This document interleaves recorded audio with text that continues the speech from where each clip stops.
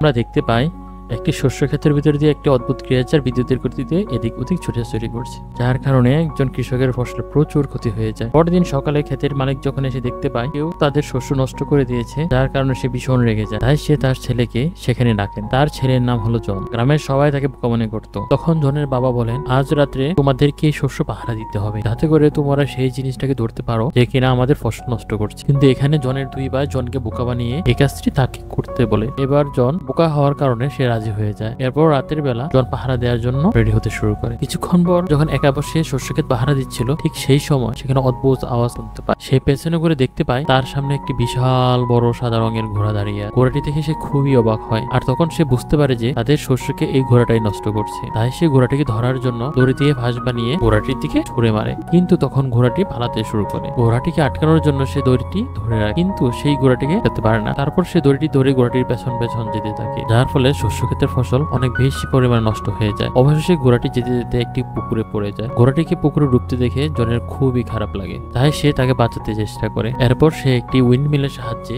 ঘোড়াটিকে বাইরে বের করতে সক্ষম হয়। কিন্তু তখন ঘোড়াটির দুঃসহ চেহারা থেকে জনের খুবই মায়া লাগে। প্রায় সে ঘোড়াটিকে মুক্ত করে দিতে যায়, কিন্তু মুক্ত করার আগে সে ঘোড়াটিকে দিয়ে একটি প্রমিস করায়, তুমি আর কখনো আমাদের ফসল নষ্ট করবে না। এরপর জন ঘোড়াটিকে ছেড়ে দেয়। সাথে সাথে ঘোড়াটি অনেক খুশি হয়ে যায়। সেখান থেকে সে এক মুহূর্তের মধ্যে অদৃশ্য হয়ে যায়। পরের দিন সকালে জন যখন ঘুম থেকে উঠে, তখন সে দেখতে পায় তার রাস্তা বলে অনেক সুন্দর দুটি ঘোড়া দাঁড়িয়ে আছে। আর তখনই সে একটি গাইবে আওয়াজ শুনতে পায়। এই আওয়াজটি তাকে বলে, এই ঘোড়া দুটি তোমার উপহার। এটি শুনে তো জন খুবই অবাক হয় এবং ভয় পেয়ে যায়। সে যখন ঘুরে তাকায়, তখন সে একটি ছোট্ট কিউট ঘোড়া দেখতে পায়। আর এটি হলো সেই ঘোড়াটির ছেলে। এটা হলো সেই ঘোড়াটির ছেলে যেটাকে রাতের বেলা জন বাঁচিয়েছিল। এই ছোট ঘোড়াটি জনের সাথে কথা বলতে পারছিল। সে তাকে বলে, আমার মা তোমার ব্যবহারে খুবই খুশি হয়েছে, সেই জন্য আমাকে এই দুটি ঘোড়ার সাথে তোমার উপহার হিসেবে পাঠিয়েছে। এই কথাটি শোনার পর জন খুশি হয়ে ঘোড়া দুটিকে দেখতে থাকে। অন্যদিকে জনের বাবা তার ফসলের বেহাল অবস্থা দেখে অনেক রেগে যান। সে জনকে খুঁজতে খুঁজতে আস্তাবলের দিকে এগিয়ে আসতে থাকে। তখন সেটা দেখতে পেয়ে জন আস্তাবলের পেছনে দরজা দিয়ে পালাতে চায়, যেটা দেখে ছোট ঘোড়াটি জনকে বলে তার পিঠে চড়ে বসতে। ঘোড়াটির পিঠে চড়ার পর ঘোড়াটি বিদ্যুতের থেকেও বেশি গতিতে দৌড়াতে শুরু করে এবং অল্প সময়ের মধ্যে তারা অনেক দূর চলে যায়, যা দেখে জন অনেক অবাক হয়ে যায়। এরপর তার মনে পড়ে সে বাকি দুটি ঘোড়াকেও আস্তাবলে ফেলে রেখে এসেছে। তখন এটি শুনে ছোট ঘোড়াটি অনেক জোরে একটি সিটি বাজায়, আর তার সিটি শুনে সাথে সাথে ঘোড়া দুটি তার কাছে চলে আসে। তারপর জন ওই বড় ঘোড়া দুটিকে বিক্রি করে দিতে চায়, তাই সে ঘোড়া দুটিকে নিয়ে বাজারে চলে আসে। আর তখন সবাই ঘোড়া দুটির দিকে তাকিয়ে থাকে। সবাই ঘোড়া দুটিকে কিনতে চাইছিল। তখন ছোট ঘোড়াটাই জনকে বলে, বেঞ্চের উপর বসে থাকে এই মানুষটার কাছে ঘোড়া দুটিকে তুমি বিক্রি করে দাও। কিন্তু জন বলে ঘোড়া দুটিকে সে রাজার কাছে বিক্রি করবে, যাতে করে সে অনেক বেশি টাকা পাবে। তারপর জন ঘোড়া দুটিকে রাজার কাছে নিয়ে আসে। তখন রাজার মন্ত্রী রাজাকে বলে, ঘোড়া দুটি এই ছেলের হতেই পারে না, সে হয়তো ঘোড়া দুটি চুরি করে নিয়ে এসেছে। সেই জন্য তারা জনের কাছ থেকে ঘোড়া দুটিকে নিয়ে নেয়, কিন্তু পরিবর্তে তারা জনকে একটি টাকাও দেয় না। তখন জনের অনেক মন খারাপ হয়ে যায়। এটা দেখে ছোট ঘোড়াটি আবার সিটি বাজায়। এদিকে ওই ঘোড়া দুটি রাজার গাড়ি টানছিল। তখন ঘোড়া দুটি সিটি শুনে জনের কাছে আসতে শুরু করে, যে কারণে রাজার গাড়িটা আটার বস্তার উপরে পড়ে যায়, যার ফলে রাজার চেহারা মিস্টার বিনের মতো হয়ে যায়। কিন্তু রাজা প্রজাদের সামনে জনকে কিছুই বলে না, কারণ এতে জনের তো কোনো দোষই ছিল না। তারপর রাজা জনকে ঘোড়া দুটির দাম দিতে চায়। তখন মন্ত্রী রাজাকে বলে, জনকে আমাদের সাথে কাজে রেখে দেন, যেন আমরা তার কাছ থেকে এই অপমানের বদলা নিতে পারি। রাজা জনকে এই ঘোড়া দুটি দেখাশোনার কাজে রেখে দেয়। জন এই কাজ করার জন্য রাজি হয়ে যায়। আস্তে আস্তে জনের ভালো পরিশ্রম ও বুদ্ধি দেখে সবাই অনেক ভালোবাসতে শুরু করে থাকে, যেটা কিনা রাজার মোটেই ভালো লাগে না। তখন রাজার মন্ত্রী রাজাকে বলে, জনকে এমন কোনো কাজ দিতে হবে যেটা সে করতে পারবে, আর এটার পরিবর্তে আমরা তাকে মেরে ফেলবো। সে আরো বলে, আপনি ফায়ার বার্ড আনতে বলুন। আজ পর্যন্ত এই ফায়ার বার্ডের কাছে কেউ যেতে পারেনি, আর জন এই ফায়ার বার্ডকে নিয়ে আসতে পারবে না, আর না আনতে পারার কারণে আমরা তাকে তখন ফাঁসি দিয়ে দিব। মন্ত্রীর বুদ্ধি রাজার খুবই পছন্দ হয়ে যায়। এরপর রাজা জনকে ফায়ার বার্ড আনতে বলে। জনও ফায়ার বার্ড আনার জন্য রাজি হয়ে যায়। তখন ছোট ঘোড়াটি জনকে বলে, তোমার রাজি হওয়া একদমই উচিত হয়নি, কারণ ফায়ার বার্ড নিয়ে আসা এত সহজ কাজ নয়। এখন পর্যন্ত এই ফায়ার বার্ডকে খুঁজতে গিয়েছিল যারা, কেউ আর কোনোদিন ফিরে আসেনি। যেহেতু জন রাজাকে কথা দিয়ে ফেলেছিল, তাই সে আর পিছু হটতে পারবে না। এই কথাটি শোনার পর ঘোড়াটি জনকে নিয়ে একটি জঙ্গলের দিকে যেতে থাকে। সেখানে গিয়ে তারা একটি বাদাম গাছের কাছে যায়, আর ঘোড়াটি তাকে বলে ফায়ার বার্ড এই বাদাম খেতে খুবই পছন্দ করে, কিন্তু যখনই ফায়ার বার্ড এই বাদামগুলো খায় তখনই সে গভীর ঘুমে চলে যায়, যার ফলে আমরা তাকে খুব সহজেই ধরে ফেলতে পারবো। তারপর তারা দুজনে মিলে সেখানে চলে আসে যেখানে ফায়ারবার্ড আছে। সেখানে গিয়ে তারা এই বাদামগুলো মাটির উপরে ছড়িয়ে দেয় এবং ফায়ারবার্ড আসার জন্য তারা অপেক্ষা করতে থাকে। কিছুক্ষণ পর মাটি চমকাতে শুরু করে এবং বাদামের গন্ধে ফায়ারবার্ড মাটির নিচ থেকে বেরিয়ে আসে এবং সব বাদাম খেয়ে ফেলে, যার ফলে সে ঘুমিয়ে পড়ে। জন তাকে ধরার জন্য কাছে যায়, কিন্তু তখনই তার ঘুম ভেঙে যায়। সেই জনকে ধরার জন্য পিছু করতে থাকে, যার কারণে পুরো আইল্যান্ডের মধ্যে আগুন লেগে যায়। এখন ফায়ারবার্ড জনকে ধরে ফেলার আগেই জন তার কাছে থাকা শেষ বাদামটি ফায়ারবার্ডকে খেতে দেয়। এর ফলে সেটা খেয়ে ফায়ারবার্ড আবার ঘুমিয়ে পড়ে, আর এই সুযোগে জন পাখিটাকে লোহার শিকল দিয়ে বেঁধে ফেলে। এরপর পাখিটার যখন ঘুম ভাঙে তখন সে কাঁদতে থাকে। এটা দেখে জনের খুবই মায়া হয়, তাই সে ফায়ারবার্ডকে মুক্ত করে দেয়। তখন ফায়ারবার্ড অনেক খুশি হয়, সে উড়ে চলে যায়।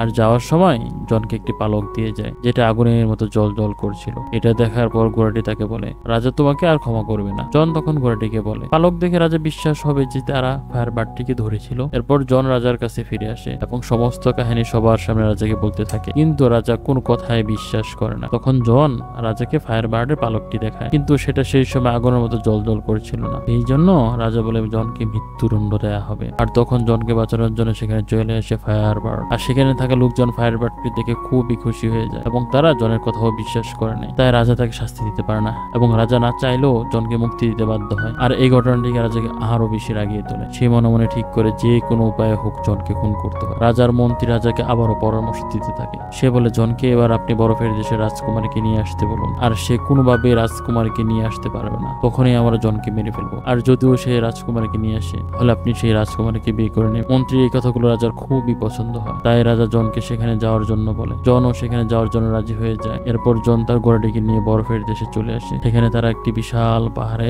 বরফের দরজা দেখতে পায়। তারা বুঝতে পারে না যে তারা কিভাবে সেটা খুলবে। আর তখন সেখানে একটি ফায়ারবার্ডের পালক এসে দরজাটির ভেতরে ঢুকে পড়ে। এবার সব বরফ গলে পানি হয়ে যায় আর ঘোড়াটি এই পানির স্রোতে বেশি যেতে থাকে। এদিকে জন ভেতরে প্রবেশ করে। সে দেখে সেখানে অনেকগুলো রাজকুমারী ঘুমিয়ে আছে। সে জানতো না আসলে এখানে সত্যিকার রাজকুমারীটা কে। কিন্তু তখনই ফায়ারবার্ডের একটি পালক এসে একটি মেয়ের সামনে পড়ে। মেয়েটি গরম অনুভব করে এবং তার ঘুম ভেঙে যায়। তারপর জন বুঝতে পারে যে এটি হলো আসলে রাজকুমারী। জন রাজকুমারীকে বলে, আমাদের দেশের রাজা তোমাকে বিয়ে করতে চায়। আর এটি শুনে রাজকুমারী রেগে গিয়ে জনকে বলে, তোমার রাজা যদি এতই বাহাদুর হতো তাহলে সে নিজেই আমাকে নিতে আসতো। একথা বলার পর রাজকুমারী পাহাড়ের উপর থেকে নিচে লাফ দেয়। এটা দেখে জন নিজের প্রাণের কথা না ভেবে সে নিজেও লাফ দেয় রাজকুমারীকে বাঁচানোর জন্য। আর তখন পাহাড়ের নিচে বসে থাকা ঘোড়াটিও তাকে দেখে ফেলে। আর সে ডানা দুটি বের করে এবং মাটিতে পড়ার আগে তাদেরকে বাঁচিয়ে নেয়। এরপর তারা জঙ্গলের মধ্যে রাত কাটায়। এখানে ঘোড়াটির কাছে মনে হয় যে জন হয়তোবা রাজকুমারীকে পছন্দ করতে শুরু করে দিয়ে। তাই সে জনকে বলে, যদি রাজা এই ব্যাপারে জানতে পারে তাহলে তোমার সমস্যা এবং বিপদ আরো বেড়ে যাবে। আর সে সময় রাজকুমারী গোপনে তাদের কথাগুলো শুনে ফেলে এবং তার কাছে আরো মনে হয় যে সেও জনকে পছন্দ করতে শুরু করে দিয়েছে। পরের দিন সকালে যখন রাজকুমারীকে নিয়ে রাজ্যে ফিরে আসে, সেখানে থাকা লোকজন সুন্দর এই রাজকুমারকে দেখে সবাই জনের প্রশংসা করতে থাকে। কিন্তু রাজা যখন জনকে জীবিত দেখতে পায় তখন তার রাগ আরো বেড়ে যায়, কারণ সে এবারও জনকে মারতে পারে না। এরপর আমরা দেখতে পাই রাজা রাজকুমারীকে বলছে, আমি তোমাকে বিয়ে করতে চাই। তখন রাজকুমারী রাজাকে বলে, আমি ততক্ষণ পর্যন্ত বিয়ে করব না যতক্ষণ পর্যন্ত আমার দাদির হারিয়ে যাওয়ার আংটিটি খুঁজে পাওয়া না যায়। আংটিটি একটি সমুদ্রে পড়ে গিয়েছিল। এই কথাটি শুনে রাজা ভাবতে থাকে এটা কিভাবে পাওয়া সম্ভব। আর তখনই সেখানে চলে আসে জন এবং রাজা তাকে সেই হারিয়ে যাওয়া আংটিটি খুঁজে বের করার দায়িত্ব দেয়। কিন্তু জন জানতো না যে আংটিটি আসলে সমুদ্রের ঠিক কোথায়। তাই জন ঘোড়াটিকে এই আংটি সম্পর্কে জিজ্ঞেস করে। ঘোড়াটিও ওই আংটি সম্পর্কে কিছুই জানতো না। সেই জন্য ঘোড়াটি তার মায়ের সাহায্য নেয়। তখন তার মা তাকে বলে, এই আংটিটি একটি বিশাল তিমির পেটের মধ্যে আছে আর সেই তিমি মাছটি আছে সমুদ্রের গভীরে একটি দ্বীপের মধ্যে। আর এই কথা শোনার পর জন ঘোড়াটিকে সাথে নিয়ে সেই দ্বীপের উদ্দেশ্যে রওনা দেয়। কিন্তু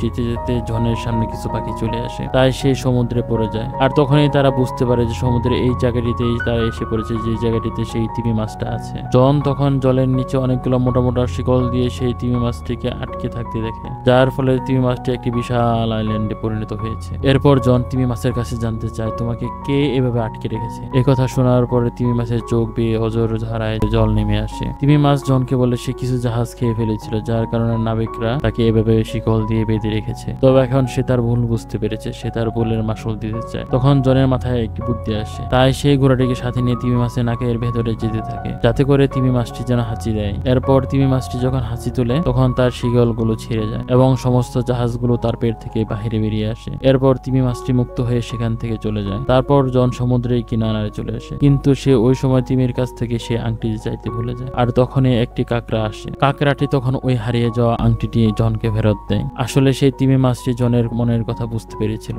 এরপর জন আংটিটি নিয়ে রাজ্যে ফিরে আসে। তারপর সে রাজকুমারীর কাছে সে আংটিটি নিয়ে যায়। আংটিটি দেখে রাজকুমারী অনেক খুশি হয়ে যায় এবং সে বুঝে যায় যে জন তার জন্য সবকিছুই করতে পারে। এদিকে রাজা ও মন্ত্রী দূরবীনের সাহায্যে ঘোড়াটিকে দেখতে পায়। যখন তারা ঘোড়াটিকে কথা বলতে দেখে তখন তারা ঘোড়াটিকে শয়তান মনে করে। তখনই রাজা ঘোড়াটির উপরে গুলি করে দেয়, কিন্তু ভাগ্যক্রমে ঘোড়াটি তখন বেঁচে যায়। এরপর রাজা জনের উপর রাজকুমারকে কিডন্যাপের অভিযোগ দেয়। তখন জনকে তার চাকরি থেকে বের করে দেওয়া হয় এবং তাকে কারাগারে বন্দী করা হয়। আর ঘোষণা দেওয়া হয় যে কিছুদিনের মধ্যে জনকে ফাঁসি দেওয়া হবে। এই কথা শুনে রাজকুমারী একটি প্ল্যান বানায়। সে রাজাকে বলে, আমাকে বিয়ে করতে হলে তোমাকে আলাদা আলাদা 3টি পাত্রে গোসল করতে হবে, যেখানে প্রথম পাত্রে থাকবে ফুটন্ত গরম পানি, আর দ্বিতীয় পাত্রে থাকবে বরফের মতো ঠান্ডা পানি, এবং তৃতীয় পাত্রে থাকবে ফুটন্ত দুধ। আর এই 3টি পাত্রে গোসল করতে পারলে সে আবারও যুবকে পরিণত হয়ে যাবে। কিন্তু রাজার কাছে এই কথাগুলো অবিশ্বাস্য মনে হচ্ছিল। আর তখন সেখানে মন্ত্রী এসে রাজাকে বলে, এসব কিছু আগে জনের উপরে পরীক্ষা করা হবে। এদিকে এটি শুনে রাজকুমারী তাড়াতাড়ি ঘোড়াটির কাছে চলে যায় এবং সমস্ত কথা ঘোড়াটিকে খুলে বলে। আর সে আরো বলে যে জনকে বাঁচাতে হলে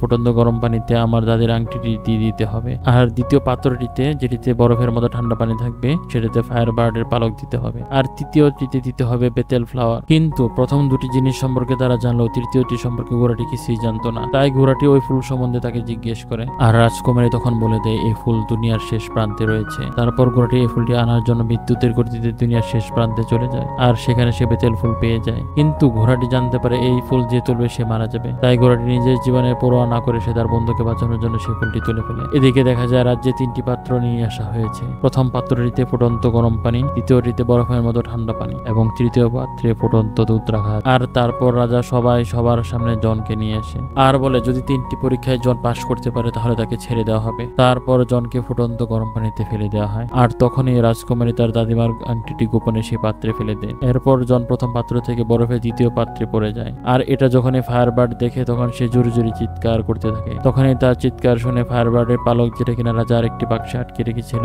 সেটা বক্স থেকে উড়ে সে দ্বিতীয় পাত্রে পড়ে যায়। এর কারণে আবার জনের প্রাণ বেঁচে যায় এবং সে তৃতীয় পাত্রে পড়ে যায়, যে পাত্রে ফুটন্ত দুধ রয়েছে। কিছু সময় ধরে জন তৃতীয় পাত্রের ভিতরে থাকে, যার ফলে সবাই ভাবতে থাকে জন হয়তো মারা গিয়েছে। সব প্রজাদের মন খুবই খারাপ হয়ে যায়, কারণ তারা সবাই জনকে খুবই ভালোবাসতো। আর তখন সেখানে ঘোড়াটি চলে আসে আর সেই ফুলটি তৃতীয় পাত্রে ফেলে দেয়। এরপর জন ফুটন্ত দুধ থেকে একজন রাজকুমারের সাথে বাইরে বেরিয়ে আসে, যা থেকে সব প্রজারা খুবই খুশি হয়ে যায়। এটি দেখে রাজা প্রথম পাত্রে লাফ দেয়, আর কিছু সময়ের মধ্যে একটি বাবলের ভেতর বন্দী হয়ে সে উপরে উঠে আসে, আর সেটা রাজাকে নিয়ে ওখান থেকে চলে যাচ্ছিল, যা দেখে সব প্রজারা হাসতে শুরু করে, কারণ ওই রাজাকে কেউ পছন্দ করতো না। এরপর সবাই জনকে রাজা মেনে নেয়। তারপর জন ও রাজকুমারীকে বিয়ে করে ফেলে। এদিকে ঘোড়াটিকে দেখানো হয়, সে ভাবতে থাকে সে হয়তো আর বাঁচবে না, কিন্তু তখন রাজকুমারী তাকে বলে, তুমি আর মারা যাবে না, এটা একটা পরীক্ষা ছিল যাতে তুমি পাশ করেছো। আর এখানে এই মুভিটি শেষ হয়ে যায়। তো বন্ধুরা, মুভিটি কেমন লাগলো অবশ্যই কমেন্ট করে জানাবে এবং চ্যানেলটি সাবস্ক্রাইব করতে ভুলবে না। তো আবার দেখা হবে নতুন ভিডিও নিয়ে, নতুন কোনো গল্পের সাথে। সে পর্যন্ত ভালো থাকবে। বিদায়।